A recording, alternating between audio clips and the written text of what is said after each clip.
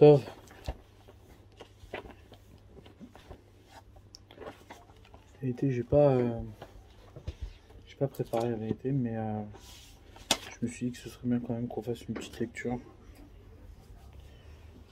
dans la continuité de ce qu'on avait vu la dernière fois. Donc on avait dit que quoi? On s'était arrêté sur le fait que il y avait une dimension des 4 vers. Sur les 4 vers, il y avait donc 4 verbes qui étaient associés, qui étaient en parallèle des 4 vers qui structurent le Seder. Et ces 4 verbes-là correspondent aux 4 verbes de la Géoula, de la délivrance, qui vont être en vérité tout le processus, ce qu'on doit atteindre le soir de Pessah par le Seder, comme on l'a vu dans le Rambam, qu'au final, on doit arriver à faire en sorte, c'était l'objet des 4 vers, hein, comme c'est marqué Meforash, que les Chachamim ont mis en place les 4 vers pour que nous-mêmes, aujourd'hui, comme si aujourd'hui, ouais, on sortait d'Égypte, etc.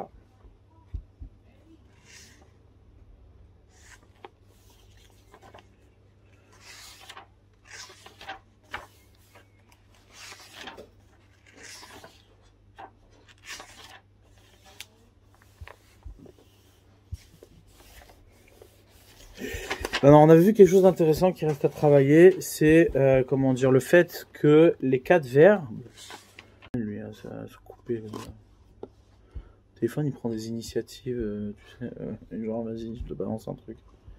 D'accord. On a vu que quoi, que les 4 verbes ici qui sont marqués, on va les relire rapidement. C'est-à-dire, la formulation des 4 verbes se fait dans un contexte bien particulier. Ouais. D'abord, Elohim el Moshe, Elohim a parlé à Moshe, Vayomer elav. Donc on voit ici, il y a ici Akadosh Baruch Hu qui parle de manière dure à Moshe. Vayomer elav, il lui dit Ani Hachem, je suis Hachem. Ouais. Donc il lui fait bien entendre que quoi, que ici, ouais, on est dans un rapport, dans une relation qui est autre que celle que j'ai eue avec les pères, avec ceux qui t'ont précédé et ceux qui sont à l'origine du clan Israël. Ouais. Et Dber Elohim el Moshe, Vayomer elav Ani Hachem, je suis Hachem. Vaera el Avraham, el Yitzhak, el Yaakov, je me suis révélé à Avraham, Yitzhak et Yaakov, Bekel Shakai, par le nom de Kel Shakai. C'est-à-dire que je me suis révélé à eux sous le nom de Kel Shakai, Ushmi Hachem, et mon nom Hachem, l'onodatilem. Ce que moi je te dis maintenant, Ani Hachem, ça je leur ai pas dit à eux. C'est-à-dire, eux, ils n'ont pas eu cette révélation-là. Eux, ce qu'ils ont eu comme révélation, c'est Kel Shakai. Ouais, Kel Shakai. Maintenant. Ushmi Hachem, l'onodatilem, mon nom Hachem, je ne leur ai pas fait connaître.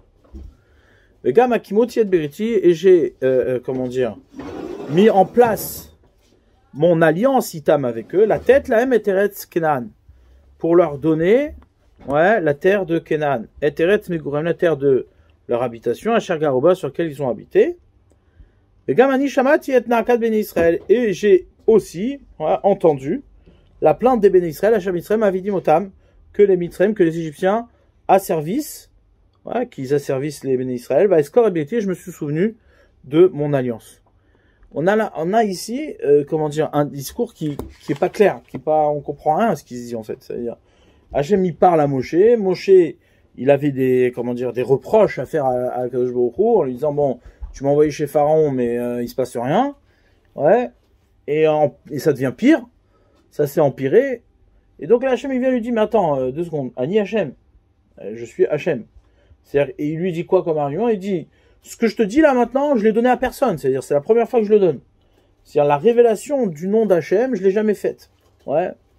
Et toi maintenant, tu viens, alors que Avraham, Yitzhak, Yaakov, ouais, je me suis révélé Bekel Shakai, ouais, donc sous la forme d'une promesse, on va raccourcir, sous la forme d'une promesse. Et c'est d'ailleurs ce qu'il parle après, puisqu'il lui dit, mais j'ai mis mon alliance, c'est-à-dire j'ai fait une alliance avec eux, la tête, la M et Teretz Kenan, pour leur donner la terre de Kenan.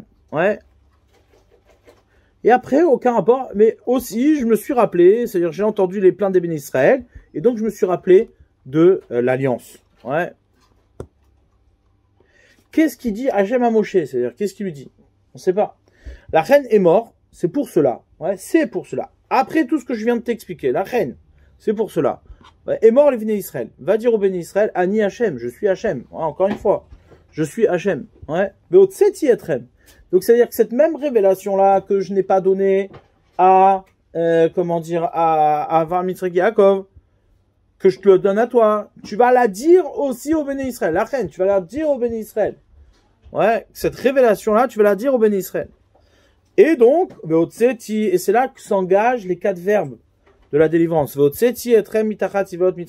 Je vous ai fait sortir, ouais, du joug des Égyptiens. Je vous ferai sortir. Je vous sauverai, ouais, de leur service. Et je vous délivrerai, besoin de nettoyer avec un grand bras étendu, ou mishpatim gedolim, et avec des grands miracles. Mais la carte etrem lilam, je vous prendrai, ouais, pour moi comme peuple, vaïti lachem elokim, et je serai pour vous un Elokim. Veidatem ki ani Hachem, et vous saurez que je suis Hachem, Elokechem, votre Dieu, ouais, votre Elokim. Amoti etrem, qui vous fait sortir mitachat sivot mitrem, du dessous du joug des Égyptiens. Et là, veveti etrem el haaretz, et je vous amènerai vers la terre Asher Nasati a été dit pour laquelle j'ai élevé ma main, la tête Otam le Avraham, le Yitzhak, le Yaakov, pour la donner à Avraham, Yitzhak, Yaakov. Le Natati Ota lachem oracha, et je vous la donnerai pour vous en héritage. Ani Hachem, je suis Hachem. D'accord? Donc, déjà, ce qu'on peut voir ici, c'est que il y a quelque chose, c'est ce qu'on a fait remarquer la dernière fois, c'est le fait que de donner la terre d'Eretz Israël, hein, la terre d'Eretz Israël, qui est en vérité l'alliance, ouais, ce pourquoi les Béné Israël sont partis en Égypte. C'est que nous, il faut qu'on comprenne c'est quoi notre rapport avec l'Égypte. D'accord? Comme on l'a expliqué, il n'y a pas de délivrance de l'Égypte, il n'y a pas d'Israël si on ne se délivre pas de l'Égypte. Ouais, l'histoire d'Israël. Israël, c'est celui qui s'est délivré d'Égypte. C'est celui qui s'est libéré de l'Égypte. D'accord? Pour cela, il a fallu une intervention divine. Il a fallu un Ani Hachem. Je suis Hachem. Ouais. S'il n'y avait pas eu de Ani Hachem, il n'y aurait pas eu de délivrance d'Égypte. Il n'y aurait pas eu de liberté d'Égypte. Mais ce qui est fou, ce qui est dingue, c'est quoi? C'est de voir que tout ça est associé à une seule chose. Au fait d'accomplir l'alliance qu'il a fait avec Abraham, Yitzhak et Yaakov, et de donner cette terre à qui? À Abraham, Yitzhak et Yaakov. Mais pas de la donner à vous. Ouais, de la donner à Abraham, Yitzhak et Yaakov, et à vous en héritage. Ouais, c'est un petit peu la problématique qu'on avait mis en évidence la dernière fois. C'est quoi? C'est que l'objet, c'est de donner la terre à Abraham, Yitzhak et Yaakov, parce que ça c'est marqué le fourrage. Ouais, j'ai mis mon alliance en place pour donner la terre à Abraham, Yitzhak et Yaakov. Ouais, c'est marqué. Ouais, la tête, la même Eretz Kenan, pour leur donner la terre de Kenan. Ouais. Maintenant, ça, c'est ce que j'ai moi, c'est ce que je vais faire maintenant, c'est ce que je vais accomplir. Mais pour vous, ce sera mon rachat, ce sera un héritage. Donc là, il répète après, j'ai levé ma main pour la tête au Tal et Abraham, Yitzhak et Yaakov, pour la donner à Abraham, Yitzhak et Yaakov. Et Natati au Tal Hachem au rachat, et à vous, je vous l'ai donné en héritage, Ani Hachem. Donc ça veut dire que cet accomplissement-là est associé au Ani Hachem. Et là, c'est là où on comprend quelque chose. On voit que quoi? Que de la même manière que Abraham, Yitzhak et Yaakov, ils vont recevoir, c'est-à-dire c'est eux, ceux qui vont, c'est-à-dire ceux sur qui on va accomplir l'alliance de donner la terre. La terre sera donnée à Abraham, Yitzhak et Yaakov. Comment? Ils n'ont jamais eu la terre. Ouais, comment?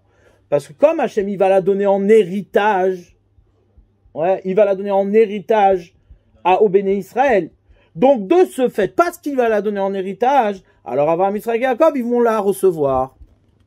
Mais, en tant que propriétaire, premier propriétaire de la terre, il y a ici quelque chose de bizarre. D'accord? Dans la même mécanique, c'est-à-dire dans le même processus de révélation du nom d'Hachem, ouais, au moment où Akadosh Baruch Hu, il révèle à Abraham, Yitzhak et Yaakov, il leur révèle lequel Shakai. Il leur révèle pas Ani Hachem. Ouais, il dit pas, je me suis révélé sous le nom d'Hachem. Bekel Shakai, ouais, malgré tout, malgré cela, ils ont été ma'amines. C'est ce qu'il dit Hachem à Moshe. Il dit, mais attends, oh, moi je me suis révélé sous la forme d'une promesse. Et ils ont eu confiance en moi.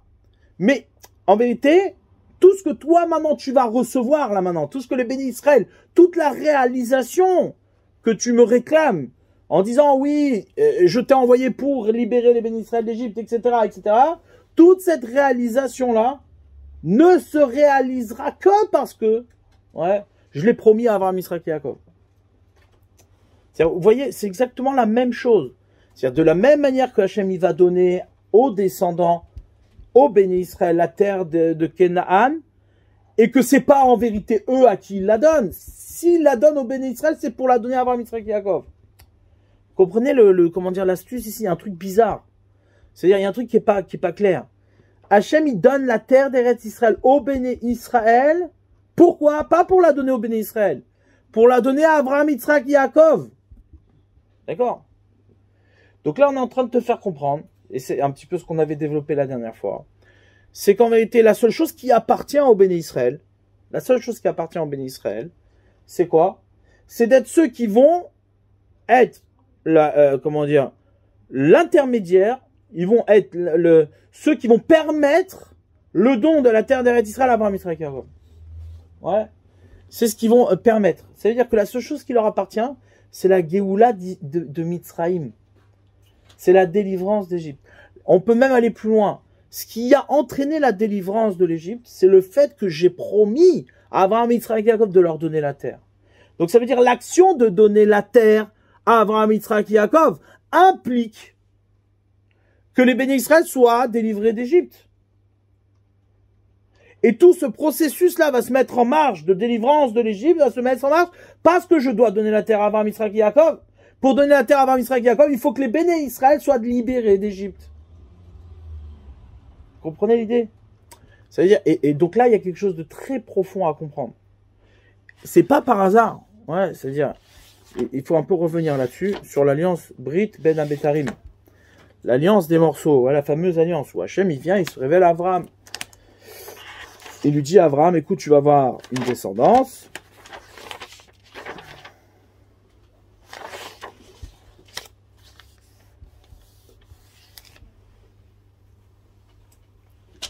Et un truc qui est bizarre, regardez bien là-bas. Après toutes ces choses-là, Ayadvar Hachem el Avram. Hachem, il a parlé à Avram. Bamachazel est mort par une vision en disant, Al tira Avram anochi magen. Là, n'aie pas peur, Avram, je te protège. Donc après la guerre, ouais.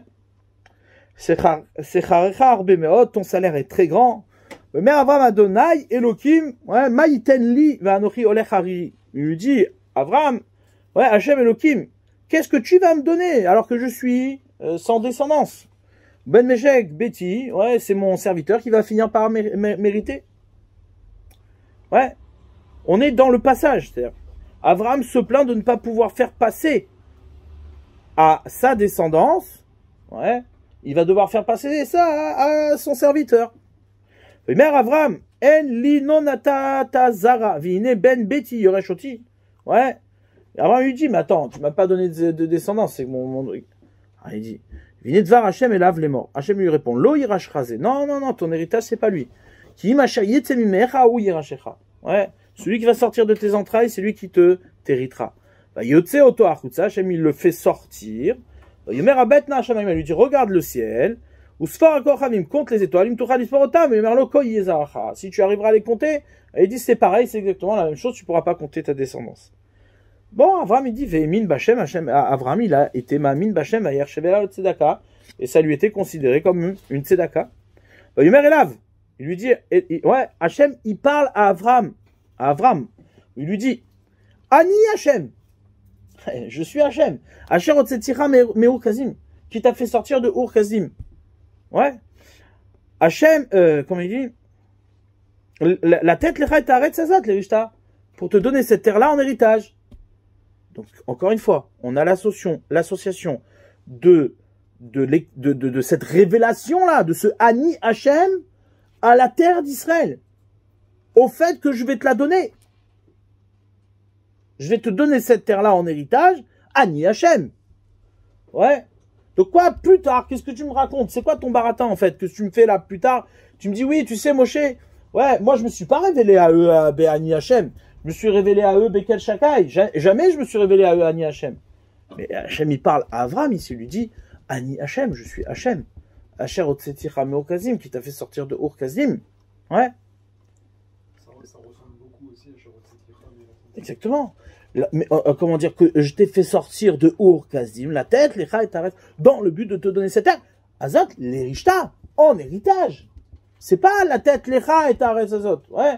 Comme plus tard, on va dire la tête, les Avraham, Yitzhak et Yaakov. Là-bas, plus tard, c'est pas marqué en héritage, c'est marqué Avraham, Yitzhak et Yaakov. Ouais. Et là, Avraham, il a un problème. Avraham, il a un problème. Yomer, ouais, Hachem Elohim, Bema Eda Kirachena. Comment je saurais que je vais l'hériter de cette terre-là? Ouais. Donc là, ici, je vais vous proposer une lecture. Il faudra réfléchir, je sais pas, il y a ici un chidouche qui me semble être évident en vérité. C'est qu'en vérité, Hachem, quand il a promis ça à Avraham, il n'a pas promis de lui donner la terre.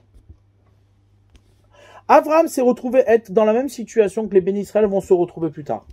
C'est-à-dire être celui qui sort de Ur Kasdim, qui se libère de Ur Kasdim, par l'intervention divine. Akadosh Baruch Hu, de la même manière que Hachem, il va faire sortir les bénis Israël d'Égypte, Hachem, il a fait sortir Avraham de Ur Kasdim. Ouais. Ok. Maintenant, il vient et lui dit, tu sais pourquoi je t'ai fait sortir de là-bas? C'est-à-dire mon action à moi, mon intervention à moi, c'est de vous faire habiter sur la terre d'Israël. C'est dans le but de vous faire habiter sur la terre, pour vous donner la terre, mais en héritage. Pas pour te la donner. Pour la donner en héritage. Ouais. Il y a une grande différence. Il y a une très grande différence. C'est-à-dire que là, Avraham, en vérité, son problème, c'est pas le fait que tu lui donnes la terre. Son problème, c'est que tu lui donnes en héritage. Mais Ma'eda qui ira shena. Comment je saurai? Comment je vais savoir que je vais l'hériter? Donne-moi quelque chose de solide. Ouais, à ce que tu m'affirmes ici que tu vas me la donner en héritage. Quelle différence il y a entre le fait de donner la terre d'Eretz Israël en héritage et de la recevoir directement, de la donner directement. Ouais. Et pourquoi il n'a pas posé cette question quand il lui a dit de partir de chez lui, je vais t'amener en Canaan? Il n'a pas posé cette question. Non, il n'a pas dit je vais t'amener en Canaan. Il lui a dit elle arrête sa chère Areka, vers la terre que je te montrerai. Il n'y a pas ici de, comment dire, il n'y a pas de concrétude, il n'y a rien. C'est-à-dire, il lui dit juste, je vais te montrer une terre. Il dit, bon, bah, ok, j'y vais. On verra bien ce que c'est. Ouais. C'est-à-dire, la question là-bas ne se portait pas sur ce qu'il va recevoir. La question se portait sur le fait qu'il doit partir. Donc, il y a une direction. Hachem ne lui dit pas c'est quoi cette direction. Il lui dit, je vais te montrer la terre. Je te la montrerai. Donc là, Avraham y part, parce que c'est vers la terre que je te montrerai. Donc, c'est un autre sujet là-bas. Là-bas encore, on ne parle pas de la terre. Effectivement, le départ se fait sur une promesse d'une terre qui montrera plus tard. Mais elle n'est pas montrée, on ne sait pas, elle n'est pas désignée. Là, ici, comment dire, il lui dit, ouais, la tête est arrête, azot, les Rishta, pour te donner cette terre en héritage. D'accord? Celle-là, elle est désignée, elle est précise, elle est claire. On sait de quoi on parle ici. Ouais, on sait de quoi on parle. Maintenant, il y a une différence entre donner la terre en héritage et te donner la terre. Quelle différence c'est? Si Avraham, il reçoit la terre d'Eretz Israël en héritage, ça veut dire qu'elle lui a été donnée à quelqu'un avant lui. C'est pas en héritage qu'il la reçoit. C'est quoi un héritage? Un héritage, c'est que tu reçois de ton père, ou de, comment dire, de tes ancêtres qui t'ont précédé, qui te la font passer en héritage. Donc en fait, Hachem, il est en train de lui dire à Abraham, je vais pas te donner la terre maintenant. Je vais te donner une terre en héritage. C'est-à-dire que toute la raison d'être de cette terre dans tes mains, c'est qu'en vérité, c'est un héritage. Donner la réalité d'Eretz Israël en héritage, c'est pas de donner une terre. C'est ça que les gens, ils ont pas compris. C'est-à-dire, c'est pas de donner une terre. C'est pas que tu es un territoire, que tu es une terre. Ouais. C'est donner un lieu qui permet le passage, qui permet une transmission, qui permet un héritage. Et là, Avraham, il a un problème. Ouais, Avraham, il a un problème. Son problème, c'est pas le fait de recevoir la terre ou de lui promettre une terre. On pourrait s'arrêter et dire, effectivement, il y en a beaucoup qui expliquent comme ça, en disant, mais Maïda qui irachina, comment je saurais que je vais l'hériter? Sa grande crainte, c'était, moi, je suis sûr de moi, mais mes enfants, comment ils vont faire? Peut-être que mes enfants, ils n'auront pas le mérite d'avoir la terre, etc. Mais en vérité, ça va beaucoup plus loin que ça. Parce qu'Hachem, il lui a jamais dit qu'il allait lui donner la terre. Il lui a pas donné, il a pas donné la terre à Abraham. Il lui a dit, je vais te donner la terre en héritage. Ouais. Ça veut dire que je vais te donner une terre qui n'a que sa seule raison d'être, c'est la transmission, c'est l'héritage, c'est la passation. C'est-à-dire que la raison d'être de cette terre, c'est d'assurer aux prochaines générations la présence de ce que les pères ont semé. C'est pour ça que c'est dans le même contexte. Quand Hachem il promet une descendance à Abraham, derrière il lui promet une terre. C'est pas genre maintenant, voilà, on a un peuple, ouais, comme ça, comme une lecture un peu nationaliste, pourrait nous faire complètement dévier du texte, ouais, et nous dire, non, on lui promet un peuple parce qu'il aura une descendance, et puis après il lui faut bien un territoire, un national, une nation. Mais là c'est pas du tout le sujet là, ça n'a rien à voir. En vérité il est en train de il est en train de lui dire, il est en train de lui expliquer c'est quoi avoir des enfants et c'est quoi avoir une descendance. La problématique d'avoir une descendance chez Abraham et dans le peuple d'Israël, c'est pas simplement d'avoir des enfants. C'est pas simplement d'avoir une aventure qui dure. Ouais.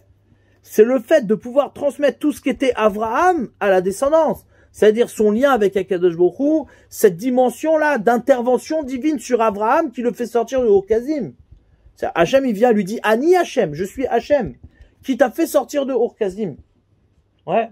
Cette réalité-là, de Ur-Kazim, eh ben, en vérité, elle s'est jamais accomplie. L'expression qu'Hachem il a fait en disant à Abraham, Ani Hachem, je suis Hachem, qui t'a fait sortir de Ur-Kazim, Abraham il l'a pas perçu, il aura jamais la réalité de ce Ani Hachem là.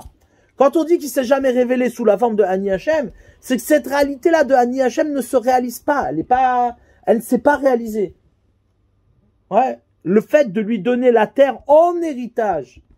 Regardez comment ça correspond dans les mots. Il y a quelque chose ici à approfondir.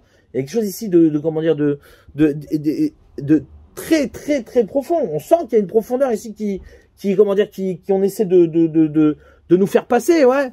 Plus tard, quand il va parler à Moshe au sujet de la descendance, la reine est morte, l'Ivne Israël. C'est pour cela. Quel rapport c'est pour cela? C'est parce que je me suis révélé à Abraham, Yitzhak, Yaakov sous la forme de Kel Shakai et que le Ani Hachem n'a pas pu s'accomplir. Que maintenant tu vas leur dire au béni Israël, la reine est morte. Arrête maintenant de faire ton baratin, je veux pas aller les voir, ouais. Parce qu'ils vont pas me croire. Non, parce qu'il y a quelque chose à accomplir ici. Il faut arriver au Ani Hachem. C'est-à-dire, c'est pas maintenant je suis en train de te dire, Ani Hachem il est là, ouais, et que les autres l'ont pas vu. C'est que je suis en train de te dire que le Ani Hachem ne peut s'accomplir. Il ne peut être réalisé que si la reine est morte. C'est pour cela, va leur dire, Livne Israël, au béné Israël, Ani Hachem, je suis Hachem, je vous ferai sortir de joug des Égyptiens, je vais vous faire sortir. Alors, il donne tout le processus de la Géoula, et à la fin, la tête totale, et Abraham, Israël, et Yaakov, et Natati Otam, la Chemoracha, Ani Hachem. À vous, je vais la donner en héritage, Ani Hachem. Donc, on voit ici quelque chose, ouais, qu'il faut qu'on définisse, ouais. C'est le fait que Ani Hachem n'est pas associé au fait de te donner la terre d'Eretz Israël. Ça, c'est sûr que non. Ouais, ça n'a rien à voir. Il est associé au fait que Ani Hachem, la tête ota, les moracha, de la donner en héritage. De la même manière que Abraham, il lui avait dit Ani Hachem, et je vais te la donner en héritage. Ouais. Alors là, il dit au béni Israël, Ani Hachem, il faut que eux, ils percutent, il faut qu'ils saisissent que l'aventure de Ani Hachem ne se terminera, ne se réalisera que quand je leur ai donné, lorsqu'ils auront acquis la terre de l'Israël en héritage. D'accord? Donc, il y a deux choses ici. Il y a le fait de les faire sortir de l'Égypte, ouais, et il y a le fait de les faire sortir de Ur-Kazim pour Abraham, et le fait que la révélation de Ani Hachem s'associe au don d'Eretz Israël en héritage, et pas au don d'Eretz Israël. Tout simplement. Maintenant, qu'est-ce qui se passe plus tard? Quand Hachem il s'exprime, il dit quoi? Il dit, c'est pour la donner à Abraham, Yitzhak et Yaakov, mais pour vous, c'est en héritage. D'accord? Donc on comprend bien que quoi? Que il y a ici, la terre d'Eretz Israël, c'est une terre qui, pour celui qui s'y trouve, c'est le témoignage d'un héritage. C'est-à-dire qu'à chaque fois à chaque fois que tu possèdes quelque chose sur la terre d'Israël, à chaque fois que tu te trouves sur la terre d'Israël, en vérité, tu ne peux pas prétendre à la terre d'Israël comme étant, on va dire, le propriétaire de la terre, mais comme étant l'héritier de cette terre. D'accord? C'est-à-dire, c'est comme si un truc magique se passait, qu'à chaque présent sur cette terre, ça renvoie à l'ancienneté de cette terre. Ça renvoie à l'origine de cette terre, au premier don de cette terre. Et ça, c'est valable même à l'époque d'Abraham. C'est-à-dire, ici, on parle pas de, comment dire, d'un fait historique. On parle d'une réalité d'une terre. Même Abraham, il avait pas, son père, il avait rien à voir avec Eretz Israël. Rien à voir. Hachem, il lui a pas donné. Et pourtant, Abraham, il lui dit, ça va être pour toi en héritage. Comment c'est possible? C'est quoi? C'est que la nature de la terre. C'est-à-dire, quand Hachem, il donne la terre d'Israël, il la donne pas comme une possession, présente, inscrite dans le présent. Ouais, c'est pas, elle prend pas de la valeur chez toi maintenant au présent. Elle prend de la valeur pour la transmission qu'elle promet, pour la durabilité de ce que tu as à faire passer. C'est-à-dire comme si le Eretz Israël, c'est lui qui garantit le Ani Hachem en fait. Ouais. En fait, c'est comme s'il y avait besoin d'une succession de mérites pour finalement arriver à la révélation au travers de la délivrance, en fait. Oui, mais c'est pas simplement une succession de mérites. C'est que, en vérité, si tu veux, la révélation de Ani Hachem ne peut se faire, ne peut être, ne peut habiter le Ani Hachem. Comprends bien l'expression de Ani Hachem. C'est quoi Ani Hachem? Ani Hachem, ça veut dire, il y a une révélation au présent de Ani Hachem. Ouais, comme si c'est un truc qui est inconcevable. Inconcevable. Ani Hachem, je suis Hachem. Il vient, il parle à Moshe, il lui dit je suis Hachem. Comment tu peux entendre Ani Hachem? Ça veut rien dire. Ouais, quand tu parles d'Akadosh Baruch Hu, c'est forcément une promesse, une intervention, il y a forcément une séparation. Il n'y a pas de Ani Hachem comme si moi je te parle, moi je suis Yann, moi je suis Antoine, moi je suis... Ça n'existe pas. Ouais, ce Ani Hachem, il veut rien dire. Pour nous, on n'a pas ce degré-là de révélation, c'est impossible. Donc quand il vient, il dit Ani Hachem, c'est-à-dire, et on est en train de t'expliquer que quoi? Que ça ne peut passer, ce Ani Hachem-là ne peut passer que par une conscience d'une habitation du divin dans la garantie, dans la responsabilité d'une transmission. Moracha. Je sais que ce que je possède, je le possède pour le faire hériter. Je le possède pas pour posséder quelque chose. Je le possède pour faire hériter. Ouais. Ça change complètement, mais complètement, la notion de relation à la terre. La terre, c'est quoi? Comment on conçoit un espace? Comment on conçoit un lieu? Quel est l'objet d'une terre? L'objet d'une terre, c'est quoi? C'est de donner la possibilité à un projet d'exister. D'accord? C'est-à-dire, j'ai pas de territoire. Il me faut un territoire pour que mon identité puisse s'exprimer. D'accord? Mais là, ici, la notion de transmission, la notion d'héritage, n'intervient pas. Parce que ce que je veux, elle précède complètement la notion de la terre. La terre n'est pas associée à mon identité. C'est juste, l'excuse pour pouvoir faire habiter mon identité. Pour pouvoir véhiculer toutes les nations, ce qu'on appelle nation. Nation, ça vient du mot naître. Ça vient du mot naître. Ça veut dire que quoi? Que la notion de nation, ouais, n'existe que parce qu'il y a un territoire. Mon identité française n'existe parce qu'il y a un territoire français. Mais en vérité, qu'est-ce qui a précédé? Qu'est-ce qui est premier? C'est mon identité. Là, ici, on est en train de te faire comprendre que quoi?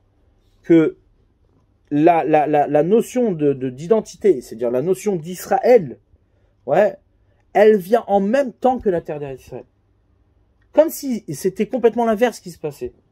C'est-à-dire que c'est pas le fait que j'ai maintenant une identité et que j'ai un problème, comment faire exister mon identité. Ouais, non. C'est qu'on est en train de te dire que quoi? Que le Ani Hachem. Ouais, donc c'est quoi Ani Hachem? C'est Israël. Ouais, comme c'est marqué. Israël, Veoraita, Vekutcha, Vechouchadou. Ouais, c'est la même chose. C'est la même chose. Ouais. Donc quand il dit Ani Hachem, ouais, il te dit bien, il fait bien comprendre que quoi? Que la réalité d'Israël, c'est quelque chose qui vient après la terre d'Israël. Comment c'est possible? Ça vient après. Comment c'est possible? C'est pas premier. C'est pas maintenant t'as une identité, je la fous sur la terre. Ouais. C'est d'abord t'as une terre qui est conçue comme un moracha. Ça veut dire que toute la raison d'habiter, c'est pour ce qui est à venir. C'est pas pour ce qui a précédé. Vous comprenez la différence? Elle est énorme, la différence. Elle est énorme, elle est énorme, énorme, énorme, énorme. C'est-à-dire que moi, je sais que quand j'habite cette terre-là, j'ai pas de prétention. J'habite cette terre pour ce qu'elle a à me promettre. Pour ce qu'elle a à me faire hériter. D'accord? Donc, ça veut dire, et c'est pour cela que quoi? Que dans les verbes, c'est-à-dire dans les 4 verres, les 4 coupes de verre comment dire, du soir du Seder, il n'y a pas Veveti. Veveti, c'est pas quelque chose qui appartient à la Géoula en vérité. Dans le processus de la Géoula n'est pas inclus le fait de t'amener en Eretz Israël. Pourquoi? Parce que t'amener en Eretz Israël, c'est accomplir la promesse qu'il a fait à Avraham, Yitzhak, Yaakov, d'accord? En tant que don à Avraham, Yitzhak, Yaakov. Mais à toi, c'est mon rachat. À toi, c'est un héritage. Mais si je la donne à Avraham, Yitzhak, Yaakov, pour toi, ce sera qu'un héritage. C'est pour ça que ça fait pas partie du processus de la Géoula. Ça ne s'inscrit pas dans le processus de la Géoula. Dans le processus de la Géoula, c'est ce qui concerne de sortir d'Égypte. Veotseti etrem eret Mitzrayim. O me'ur kazim. Azimken. Alors pour ça, hein, maintenant que j'ai fait ça, alors je vais vous donner la terre d'Israël en moracha. Ouais, la terre d'Israël est donnée en moracha. C'est en héritage de cette délivrance d'Égypte. C'est pour ça qu'Hachem, quand il vient, il voit Abraham et qu'il lui dit Bema Eda Ki Rachena, par quoi je saurai que je vais l'hériter? Ouais, parce qu'en fait, et là, ici, nos sages, parce que la Gemara, elle se permet de le dire, que nous, on peut, comment dire, rebondir là-dessus, c'est que c'est une faute. Abraham, il a fauté, ici. Ouais, c'est considéré, c'est enregistré comme une faute. Ouais, que quoi? Que Abraham, il a douté. Il a douté. Mais en quoi tu me dis il a douté? Alors, que si tu expliques simplement en disant non, il a douté pour ses enfants, etc. C'est comment dire, c'est pas suffisant parce qu'il y a une faute. Si tu penses que c'est une faute, là-bas, alors il y en a qui disent que c'est une faute même si haute nefesh pour les enfants, pour être sûr que les enfants ils aillent de la terre. Mais ça aussi c'est pas suffisant. C'est peut-être juste, mais c'est pas suffisant. Ça c'est une vraie faute. Abraham il a fauté. Ouais, il a fauté. Abraham il avait un niveau extraordinaire de connaissance. Oui, et alors, bien sûr, bien sûr. Mais il a fauté. Nos sages, ils nous disent qu'il a fauté. Donc, Bema Eda Ki Rachena, ça veut dire quoi? Ça veut dire qu'il a fauté sur quel point? Sur le fait que quoi? Que Eretz Israël, ouais, on doit s'en contenter comme un héritage. Et ça, c'est une grande différence. Si Hachem lui avait dit, je vais te donner la terre d'Eretz Israël, il aurait cru à 1000%. Il n'aurait pas eu de doute là-dessus. Quel est le problème de te donner une terre? Ouais. Mais la difficulté, c'est de te donner une terre en moracha, en héritage. Mais peut-être parce qu'il sait qu'il n'est pas sûr que ses descendants feront ce qu'il faut, peut-être. Oui, mais si tu expliques comme ça, enfin en tout cas moi ça me dérange, c'est-à-dire d'expliquer que ses descendants ne font pas ce qu'il faut, alors tu peux pas l'associer à une faute à Abraham. Ça veut rien dire. C'est pas la faute d'Abraham. J'ai le droit de douter sur ma descendance, ça veut rien dire. D'accord? Donc le fait que Abraham il est fauté, ici, ouais, c'est que lui pouvait pas concevoir. Quand on parle de descendance, le secret c'est d'entendre que lui, il n'arrivait pas à entendre qu'on puisse, ouais, on puisse certifier qu'il y ait quelque chose qui puisse exister, ouais, que Hachem puisse donner quelque chose en moracha, en héritage. Comme si Abraham pouvait être, et ça a été difficile pour lui. C'est-à-dire, il avait le niveau de, comment dire, d'entendre qu'il allait avoir une descendance, ouais, mais il y a eu une difficulté, c'est quoi? C'est le fait que la terre d'Eretz Israël puisse exister chez lui en moracha. Qu'elle ne soit pas chez lui, mais qu'elle soit chez lui que pour ce qu'elle a donné plus tard. Et là, il a eu peur. Il dit, mais Maïda qui Rachena, comment je saurais que comment je vais être certifié qu'il y ait bien quelque chose, comment, moi je peux être là-dedans, quoi. C'est-à-dire qu'il y ait bien quelque chose qui m'appartienne au final, dans cette moracha, dans cet héritage. Tu vois, c'est-à-dire toute ta raison d'être, ouais, toute la raison de ton habitation, tout ce que tu possèdes, tu le possèdes pas pour toi, tu le possèdes pour l'héritage. Pour ce qui se transmet de toi. Donc effectivement, Abraham, il panique. Il y a de quoi paniquer. C'est quelque chose d'extrêmement, comment dire, inconcevable. Inconcevable. Nous, on vit pas du tout comme ça. C'est impossible de vivre comme ça. C'est-à-dire, arriver sur... imagine-toi, tu rentres chez toi à la maison, Ouais. C'est on te dit, voilà, tu vas avoir une maison. Toute la raison d'être de ta maison, c'est tout ce que tu vas y mettre dedans. Tout ce que tu as à mettre dedans, parce que tu peux pas mettre tes affaires dehors. D'accord? Comment dire? En vérité, donc tu penses ta maison pour ce que tu as de dehors de ta maison pour le mettre dedans. On te dit non, la maison elle sert pas à ça. La maison elle sert pas à y mettre tes fringues. Elle sert pas à y mettre tes affaires. Elle sert à y mettre tout ce que tu n'as pas encore mis et tout ce que se mettra plus tard sans toi en fait. C'est-à-dire toute la raison d'être de ta maison, c'est une construction que tu fais pour la prochaine génération. Donc tout ce que nous, on ne sait pas ce que c'est une maison pareille. On ne connaît pas une maison pareille. On ne sait pas ce que c'est une habitation pareille. Donc lui, il dit, comment je sais que je vais hériter d'une telle chose? Ouais. Et là, Hachem derrière, il lui dit, bah tu sais comment? Quand les béné Israël ils iront en Égypte et qu'ils vont en sortir, ouais, eh ben on répétera la même chose que je t'ai promis maintenant, c'est que pour eux, ce sera une terre en héritage. Ouais. Pourquoi ils ont besoin de sortir d'Égypte pour avoir cette terre-là et accomplir la promesse? Pour certifier à Abraham qu'il y aura bien un mot rachat. Qu'ils vont bien, les bénis Israël aussi vont bien exister dans une moracha. Quelle moracha? La moracha de Abraham. De quelle moracha on parle? La moracha d'Abraham. Abraham, lui, ce que Hachem il est en train de lui expliquer, c'est quoi? C'est que les bénis Israël, au même titre que toi, Abraham, maintenant je t'ai fait sortir de Oukazim, eux aussi ils auront le même processus, ils vont sortir d'Égypte. Et à eux, alors, je leur donnerai la terre d'Eretz Israël en moracha. Ouais. Mon rachat de qui? De toi. D'accord? Regardez comment il dit.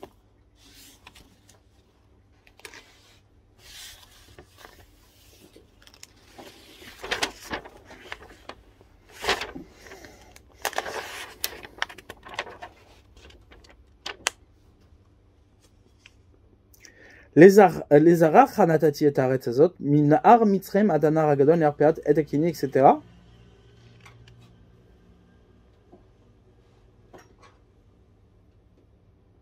Voilà. Bayi Hashem eshlavo vetardema nafla al Avram veine emar chashecha gdola noflet alav vayomer le Avram yadoa teda ki gay yezarach haberetz lo lahem. Ouais, tu sauras, ouais, de manière certaine, ki gay yezaracha, que ta descendance sera étrangère, beretz lo lahem, dans une terre qui ne leur appartient pas. Va avadoum, ils vont les asservir, veinu otam, ils vont les faire souffrir à ba meot shana, 400 ans. Vegam et agol asher yavodu dan anochi va'acharechen yetzu bichush gadol. Vata tavo al avotecha veshalom tegadol, etc.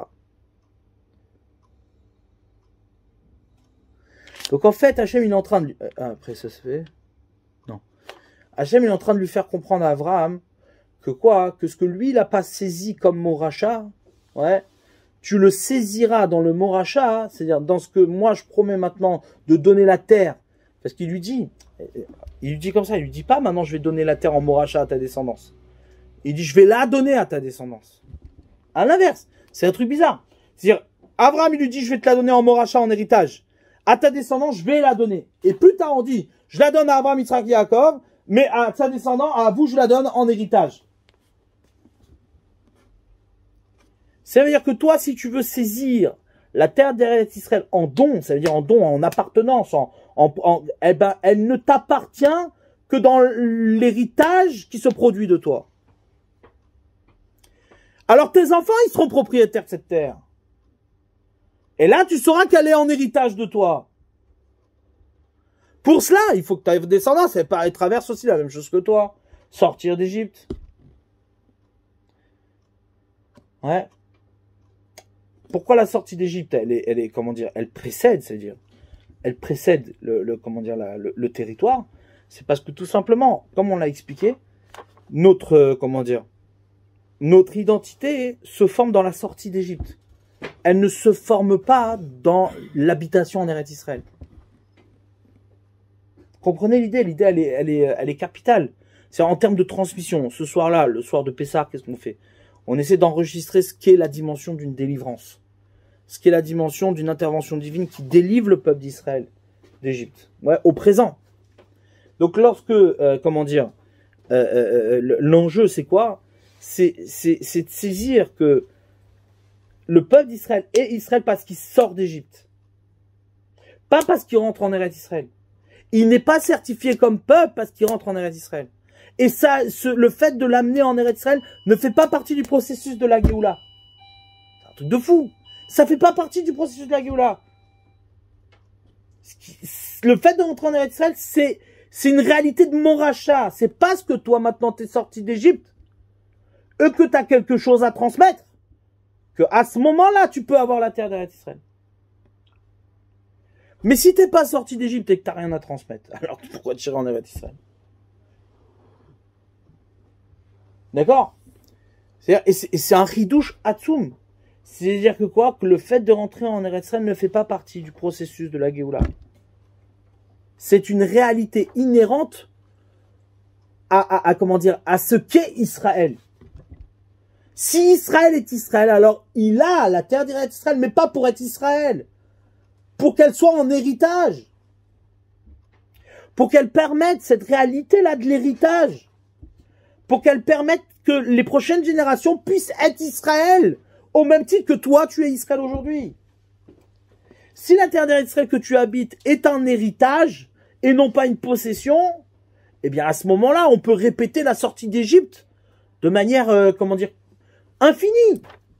Mais si tu ne vis pas dans une réalité d'héritage, mais tu vis dans une prétention de détenir quelque chose, eh bien, l'identité d'Israël, c'est-à-dire le Israël qui sort d'Égypte n'existe plus. Il n'existe plus. C'est apparenté, c'est-à-dire c'est lié. Le fait de sortir d'Égypte, c'est d'être dans une réalité d'Israël qui est un moracha, qui est un héritage. Et là seulement, Ani Hachem. Alors là, Ani Hachem, oui, Ani Hachem. C'est-à-dire quand il lui dit à Moshe, il lui dit, mais ton problème, c'est quoi? C'est que tu veux les choses maintenant, là, tout de suite, là, tu veux posséder quelque chose, tu veux être détenteur de ce qu'est la Géoula, mais ça n'existe pas. C'est Ani Hachem. Ani Hachem. Ouais. De la même manière que je te délivre maintenant, je délivrerai les prochaines générations plus tard. C'est-à-dire que la réalité de Ani Hachem, c'est quelque chose qui ne peut se vivre, qui ne peut se saisir que dans l'habitation d'un Eretz Israël qui est un moracha, qui a une réalité de moracha. En dehors de ça, tu peux pas vivre Ani Hachem, sinon tu peux pas vivre Ani Hachem. Ouais, exactement la même chose, c'est-à-dire il y a ici quelque chose de fin, c'est-à-dire, ouais. Donc si on veut bien réfléchir sur les 4 verres, les 4 coupes de vin, il faut entendre déjà que quoi, que le Ve'eveti, comment dire, l'aboutissement, le Eretz Israël, l'habitation en Eretz Israël ne fait pas partie du processus de la Géoula. Il fait pas partie. Donc ça veut dire quoi? Ça met en perspective les 4 verbes, les 4 dimensions de la Géoula, qui ne sont pas simplement une acquisition de maturité dans la délivrance. Ouais. C'est qu'il y a Israël dans le fait de se défaire de l'Égypte.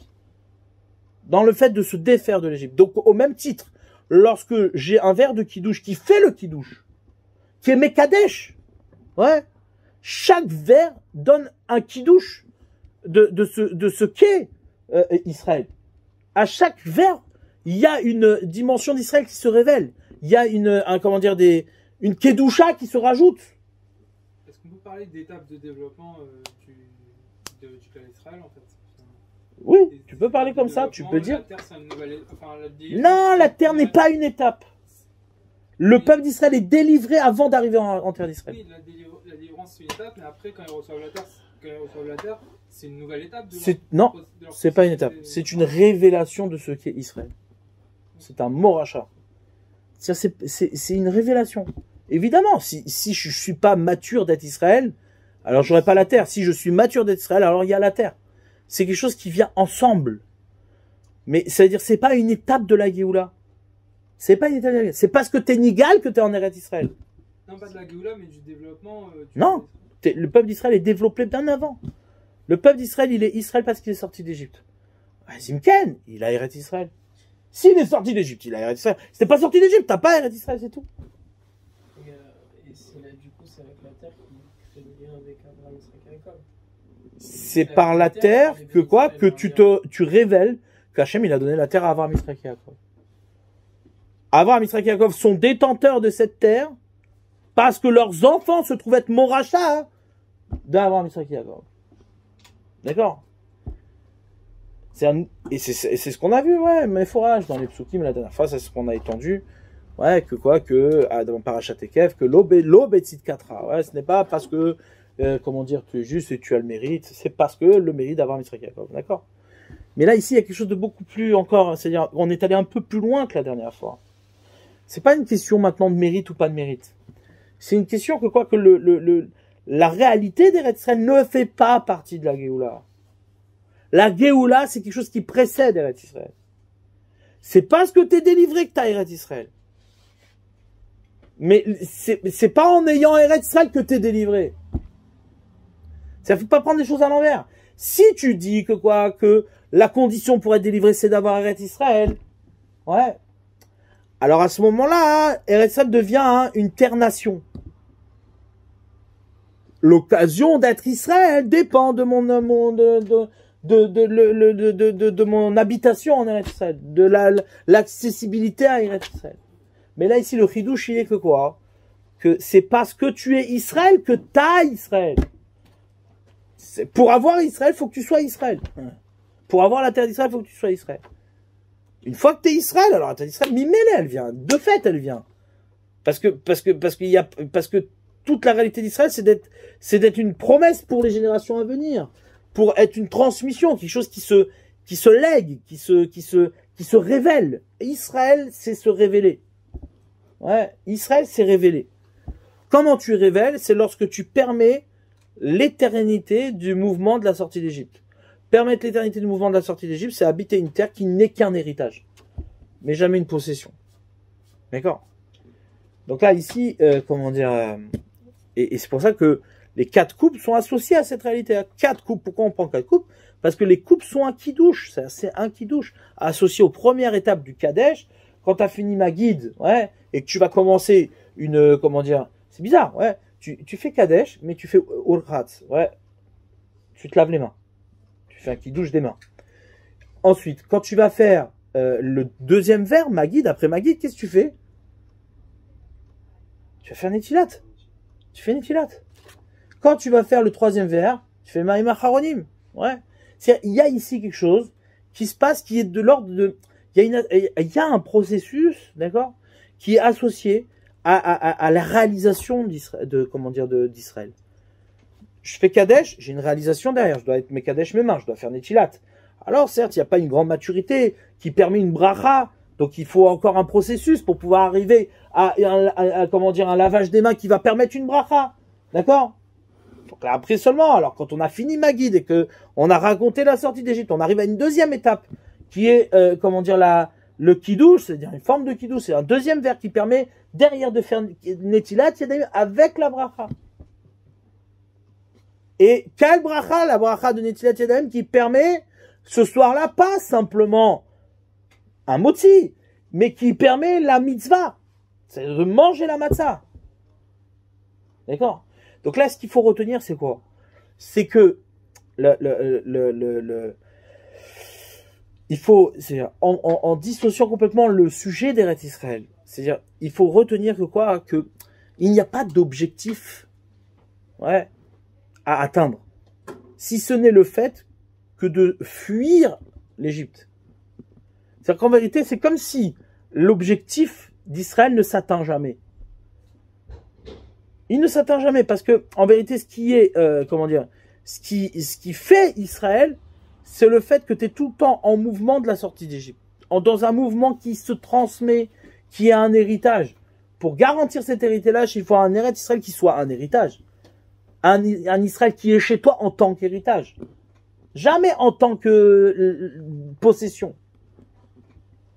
Ouais, c'est ce qu'Hachem il a dit à Moshe. Il lui a fait comprendre à Moshe. Il a dit, mais attends, tu veux la Géoula, mais tu crois que la Géoula c'est genre, c'est bon, alors j'ai promis la Géoula, il est nigal, ça veut rien dire.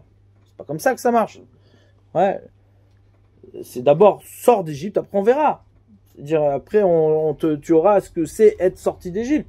Et tu vois bien que toute la suite après, c'est sans arrêt comme ça. C'est-à-dire, tout se fait autour d'Eretz Israël. C'est-à-dire, il sort d'Égypte. Après, ils rouspètent. Ils sont devant la mer, ils rouspètent. Et on ouvre la mer, derrière, ils rouspètent. Ils ont besoin d'eau. Et après, on rentre pour aller en Eretz Israël, il y a les Meraglim.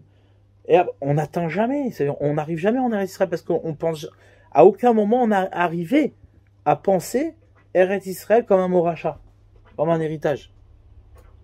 Les types, ils arrivent, ils ont reçu la Torah, ils arrivent en Eretz Israël, ils disent, ouais, mais attends, c'est où ça? Elle est où la Torah? C'est quoi cette terre-là? Elle est pas du tout adaptée. Mais attends, t'as pas compris que la terre d'Israël, c'est sur l'héritage que tu investis, c'est pas sur ce que tu as maintenant, là, ici, là. Non, c'est-à-dire, tu fais quoi, en fait? Tu réduis la terre d'Israël comment dire, à une projection idéologique. C'est-à-dire, tu veux que la terre d'Israël fasse habiter ton projet. Mais non, c'est pas ça l'idée. Mais d'après la parada de Eretz Ochelet Yoshvea, justement, je pensais à ça, c'est justement peut-être ça, c'est le fait qu'elle précède, qu'il y ait une annulation par rapport aux habitants eux-mêmes. C'est elle qui, comment dire, qui préserve complètement c'est quoi une terre qui mange ses habitants? C'est une terre qui, comment dire, qui donne la possibilité, c'est elle la bouche, c'est-à-dire, c'est elle qui absorbe, c'est elle qui fait de toi le germe de générations à venir. C'est-à-dire, et c'est ça sa réalité. C'est-à-dire, sa réalité, à l'inverse de toutes les nations, la terre est pas là pour manger les habitants. C'est moi qui lui donne à manger. C'est pas toi qui me donne à manger. Ouais. C'est pas toi qui me mange. C'est moi qui te donne à manger. D'accord? Donc, c'est-à-dire, ici, c'est complètement, comment dire, c'est la réalité de l'Israël. Eretz Ochelet Yoshvei, c'est une terre qui mange ses habitants dans le sens où, effectivement, c'est-à-dire, c'est elle qui décide, c'est pas toi.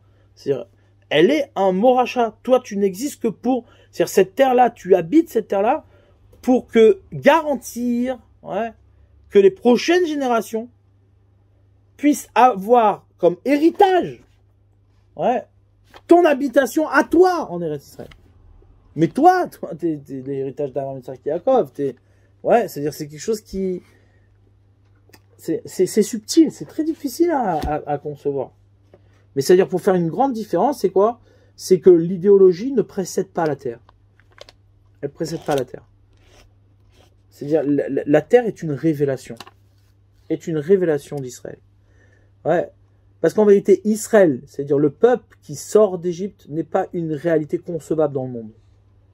Toutes les nations restent en Égypte. Il n'y a aucune nation qui peut sortir d'Égypte.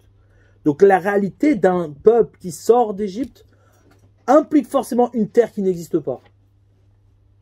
Une habitation pour un tel peuple n'existe pas. Elle n'existe pas. Un peuple qui sort d'Égypte, ça ne veut rien dire. C'est sortir du monde, sortir d'Égypte.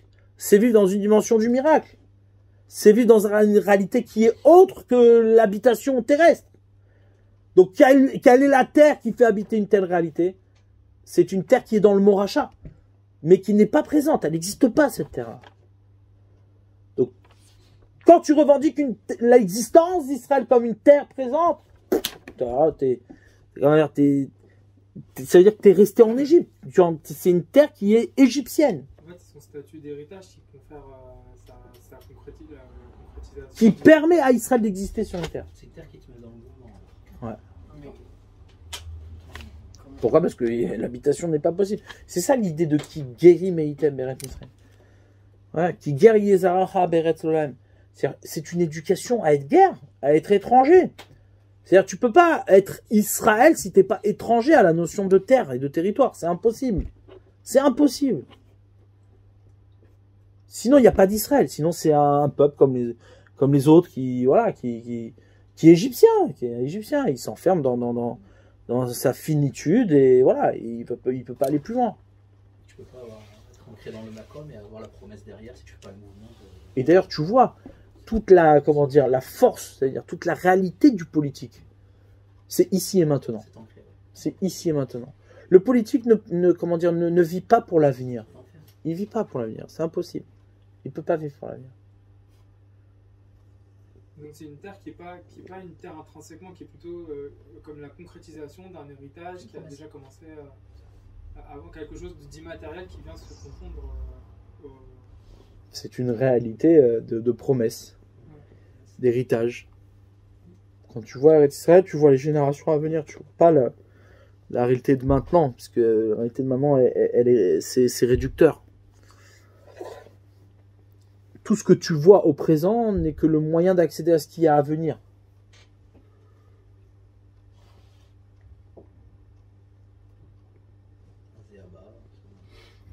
C'est ça, c'est le Olam Haba, c'est la notion de Olam Haba. Comment être dans une pratique de cette idée-là? Ça, c'est compliqué de pouvoir le penser, c'est une Sortir chose. d'Égypte, c'est- Comme on a dit plusieurs fois sur la, l'appliquer, c'est compliqué. sur la notion de mitzvah, sur la notion de, comment dire, tout ce qu'on a développé, c'est tout à, comment dire, c'est en vérité une approche, c'est-à-dire c'est une avoda, ça s'appelle une avoda permanente, C'est lié au de, mitzvah, comment tu dire, vois. oui, de voir que la mitzvah n'est pas une, n'est pas, comment dire, n'est pas quelque chose de matériel, c'est pas quelque chose, c'est pas un objectif que tu atteins, mais c'est quelque chose qui, comme on en a parlé un petit peu Shabbat sur la notion de mitzvah, de mishkan, de tout en vérité voir notre relation à Akadosh Baruch Hu dans ce qui se révèle et non pas dans ce que tu saisis. Et ça, c'est une éducation, c'est-à-dire c'est une éducation permanente qui demande à chaque fois une avoda, ouais, de remise en question, de travail des midotes. C'est un quotidien en fait, c'est un quotidien. Mais là ici, ce qui est important, c'est de le voir dans la définition des choses. C'est dans la définition des choses. Après, dans la avoda, bon, bah, c'est la avoda quotidienne qui est à chaque fois d'être conscient. Ouais, Shiviti Hashem Enegditamid, c'est-à-dire je vis avec la réalité d'Akadosh Baruch Hu. C'est quoi vivre avec la réalité d'Akadosh Baruch Hu? C'est pas de voir Akadosh Baruch Hu. Ani Hashem, ça se voit pas. Hein, c'est personne qui peut voir Ani Hashem. C'est sûr. Mais après, voilà, c'est-à-dire le problème, après, c'est... Et ça, c'est un problème qui peut devenir très vite religieux. Hein. C'est-à-dire que, comment dire, tu peux voir... tu vois bien, c'est-à-dire toute la problématique du religieux et du spirituel, c'est de vouloir voir les choses. Tu veux les voir. Plutôt que de les laisser germer et se révéler à toi. Et se révéler à toi. D'être dans un processus de révélation, c'est quelque chose de comment dire... Parce que ça demande une patience, ça demande une confiance, ça demande la émouna. Mais si, comment dire, parler du Mashiach, c'est forcément le voir dans telle personne, ou comment dire, ou voir Dieu, c'est forcément le voir dans une danse, ou dans une je sais quoi, ou dans un Farbrengen, ou dans... Ouais, au bout d'un moment, ça devient problématique, parce que tu veux à tout prix voir là où les choses ne se voient pas. Donc, tu réduis les choses à, comment dire, au mieux, à quelque chose de philosophique. Ça, au final, c'est dans chacune des notions. C'est-à-dire dans chaque Partout. objectif qu'on peut avoir, c'est qu'il faut laisser les choses se révéler à toi au lieu de vouloir les... Et laisser germer les choses. Faire confiance que les choses, t'es sur le... Toi, ton travail, c'est d'être en chemin. D'être en chemin. De laisser, comment dire, les choses, comment dire, se révéler. La seule chose, c'est que tu dois avoir la bonne conduite. C'est que tu as la bonne conduite, les choses viennent, elles se révèlent à toi. Tu peux pas vouloir voir Dieu, démontrer la Torah et les mitzvot, c'est une absurdité. Parce que c'est quelque chose qui est après toi. C'est quelque chose qui est après toi. Là, comment dire, la relation à une mitzvah de manière forte n'existe que dans l'après-pratique. Ça n'existe pas dans l'avant. Je vais dire, tu sais quoi, si tu fais la mitzvah, tu auras ça. Ça, c'est un problème. C'est-à-dire que tu fais des promesses que tu ne pourras pas tenir. C'est un problème. C'est-à-dire, c'est pour ça qu'on te dit Naase Venishma. Naase Venishma. C'est-à-dire, tu peux pas vivre la Torah si tu fais pas d'abord. Parce que ce qui en vient, ce qui en découle, ouais, c'est pas simplement, comment dire, une réalité démontrable et partageable. C'est quelque chose qui pousse vers une direction. Qui pousse vers une direction et un héritage. D'accord? Et le problème de tous, c'est quoi? C'est de vouloir obtenir les choses maintenant. Là, vas-y, fais-moi goûter. Je veux goûter, je veux savoir le goût que ça.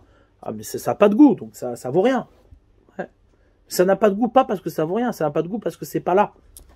C'est à venir. C'est en train de venir. Pour ça, il faut que tu vives dans une dimension de confiance. Ouais, dans une dimension de, comment dire, de relation à quelque chose qui est lié à ce que tu n'as pas encore vu de toi. Et ce que tu verras plus tard. Ça, c'est Israël. C'est ça la force d'Israël. C'est d'avoir confiance dans ce qu'il est à venir et non pas dans ce qu'il est. Ça, c'est ce qui fait les nations, c'est-à-dire les grands penseurs, Goy, c'est ce qui les a dérangés chez Israël. Ça les a dérangés énormément. Parce que eux, à chaque fois, ils ont voulu réduire Israël à quelque chose d'antique. Or, à chaque fois, Israël se réveille comme une promesse. Et ça, c'est insupportable. C'est insupportable. Parce que tu viens, tu dis, ouais, mais ça y est, c'est fini. Voilà, le veau d'or, ça y est, comment dire. Ouais, ok, allez, ça y est, maintenant, ton histoire, elle est restée dans les vestiges de l'histoire. Mais c'est fini. Ouais, une fois, je me rappelle, j'ai une prof de français. Mesquena, ouais, elle me disait, oui, mais c'est bien, toutes les religions, comment dire, le christianisme, c'est la religion de l'avenir, alors que les juifs, le judaïsme, c'est la religion du passé. Sauf que celui qui est sur la croix, lui, il est resté, alors que nous, on continue. C'est-à-dire, il faut comprendre que c'est-à-dire, et c'est comme ça qu'ils vivent les choses. Pour eux, c'est insupportable. Que l'avenir est lié à une révélation passée. C'est insupportable. Pourquoi? Parce que la révélation passée, c'est la promesse que les choses sont en mouvement et qu'elles sont à devenir. Pour eux, définir un avenir, c'est forcément tuer le passé. Pour nous, il n'y a pas besoin de tuer le passé, ouais, pour avoir un avenir. Pourquoi? Parce que le passé, ce n'est pas l'avenir. Le passé, c'est celui qui est une promesse de l'avenir. Ouais. Mais si tu penses le passé comme quelque chose qui n'est pas une promesse, qui est déjà une réalisation, tu es obligé de tuer la réalisation passée pour pouvoir te promettre quelque chose. T'as compris? Ça, c'est c'est le problème de la pensée moderne. C'est comme par exemple Freud, quand il veut traiter un patient, il dit ouais, il faut que tu tues ton père pour devenir toi-même. Et nous, on tue pas les pères pour devenir nous-mêmes. On n'a pas besoin de tuer nos pères. Notre père, c'est une promesse, donc j'ai pas besoin de le tuer pour devenir. Alors que pour eux, le père, c'est une réalisation, donc du coup, ils sont obligés de l'assassiner pour pouvoir devenir. D'accord? Et ça, c'est quelque chose qui est dans la pensée, c'est quelque chose de insupportable. C'est pour ça que ça devient antisémite à la fin. Ouais. Ça devient antisémite. Si tu n'arrives pas à accepter qu'Israël est une révélation et que tu veux le réduire à une définition, tu deviens antisémite. Tu es obligé de devenir antisémite. Parce que tu es obligé de tuer le père pour pouvoir devenir. Et il faut tuer le juif pour pouvoir devenir. Il faut le mettre sur la croix pour pouvoir promettre quelque chose. Ouais. Par contre, si tu le vois comme une révélation, alors effectivement, t'attends. T'es spectateur, t'es en promesse de quelque chose. D'accord? Alors que les autres deviennent antisémites, c'est une chose, mais nous, il faut pas qu'on le devienne. C'est-à-dire, un juif peut devenir très vite antisémite aussi. C'est-à-dire, s'il vit dans une réduction de lui-même, en pensant que Israël, ce n'est qu'une histoire, ouais, ou que Israël, c'est une projection d'une mitzvah que je peux atteindre comme ça, il devient antisémite. Il s'aime pas, il peut pas s'aimer, c'est impossible. Il aime pas les rabbins, il aime personne. Il les déteste. Pourquoi? Parce que il lui empêche d'exister. Mais si tu prends la Torah comme une promesse qui te permet justement de te révéler à toi-même, alors là, tu n'as plus de problème. Pas de problème, personne ne te pose de problème. D'accord? Donc le danger, c'est pas que les nations deviennent antisémites. Le danger, c'est que les juifs deviennent antisémites. Et c'est le cas. C'est le cas. Les juifs deviennent antisémites. Tu regardes autour de toi, regarde comment ils sont antisémites. Ils aiment pas les juifs, ils aiment pas la Torah, ils aiment pas les mitzvot. Tu leur fous la paix, quoi. Fous leur la paix. Même les religieux, je te parle. C'est-à-dire, je parle pas ici, je fais pas de distinction entre religieux et pas religieux. C'est quelque chose, c'est une problématique qui existe dans le quotidien du juif. De se détester. D'être antisémite. Mais attends, fous-moi la paix, quoi. Ça, le danger, c'est celui-là. C'est-à-dire, le soir de Pessah, on essaye d'être juif et de ne pas se détester.